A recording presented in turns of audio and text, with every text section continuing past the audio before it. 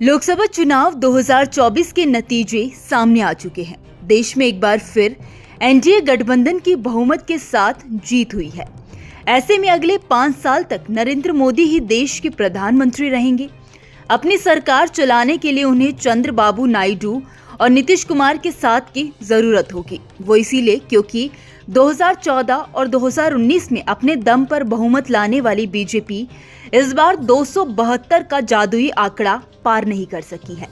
अभी तक तो टीडीपी और जेडीयू दोनों ही एनडीए के साथ होने की बात कह रहे हैं, लेकिन भविष्य में वो इंडिया अलायंस के साथ चले जाएं, इस बात को भी नकारा नहीं जा सकता है, क्योंकि पहले भी ये दोनों ही नेता कई बार बीजेपी का साथ छोड़कर विपक्ष से हाथ मिला चुके हैं। लोकसभा चुनाव में 12 सीटें जीतने वाली जेडीयू के अध्यक्ष और बिहार के सीएम नीतीश कुमार इस वक्त बीजेपी के लिए बहुत जरूरी हैं। मोदी और नीतीश के बीच रिश्ते काफी पहले से ही उतार चढ़ाव भरे रहे हैं।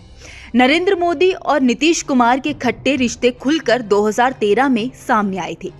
सितंबर 2013 में बीजेपी ने नरेंद्र मोदी को प्रधानमंत्री पद का उम्मीदवार बनाया, तो नीतीश इससे नाराज हो गए और खुद को एनडीए से अलग कर दिया। 2015 का विधानसभा चुनाव उन्होंने लालू यादव की आरजेडी के साथ मिलकर लड़ा था। नीतीश लालू की जोड़ी चल पड़ी और बिहार में जेडीयू आरजेडी की सरकार बनी। लेकिन 2 साल बाद ही जुलाई 2017 में नीतीश पलटी मारते हुए दोबारा एनडीए में आ गए। एनडीए में आने के बाद 2019 का लोकसभा और 2020 का विधानसभा चुनाव उन्होंने बीजेपी के साथ मिलकर लड़ा। 2020 में बिहार में एनडीए की सरकार बनी, लेकिन फिर अगस्त 2022 में उन्होंने पलटी मारी और आरजेडी के साथ मिलकर सरकार बनाई।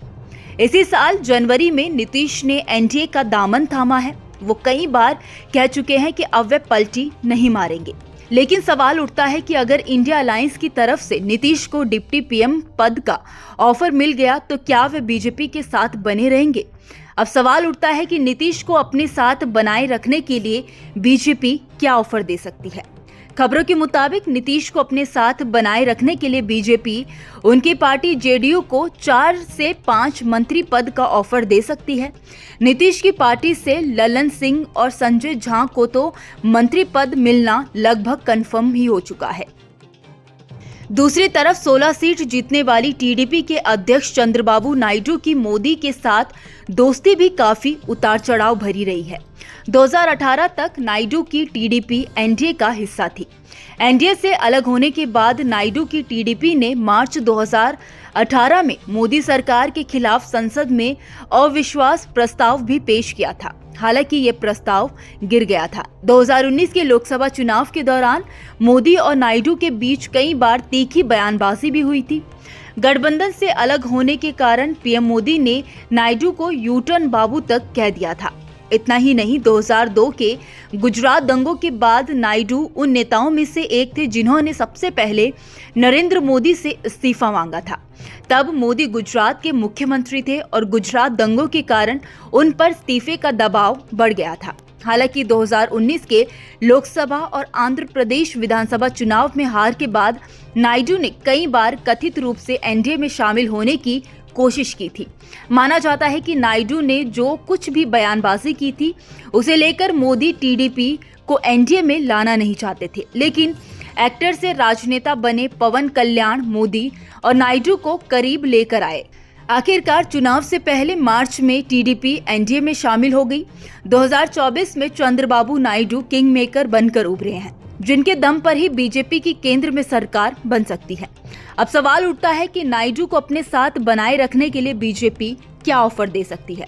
खबर आ रही है कि चंद्रबाबू नायडू ने बीजेपी को अपना समर्थन देने के लिए अपनी पार्टी से लोकसभा अध्यक्ष और अपने हर एक 3 सांसद पर एक मंत्री पद की मांग की है। हालांकि इन तमाम तरह की अटकलों को चंद्रबाबू नायडू ने बेबुनियादी बताया है। उन्होंने कहा है कि हम एनडीए के साथ पहले भी थे और आगे भी बने रहेंगे, लेकिन नायडू अगर एनडीए से अलग होते हैं तो फिर बीजेपी के लिए सरकार बनाना मुश्किल हो जाएगा। बहरहाल अब आने वाले समय में नायडू और नीतीश क्या सियासी गुल खिलाते हैं, ये देखना दिलचस्प होगा।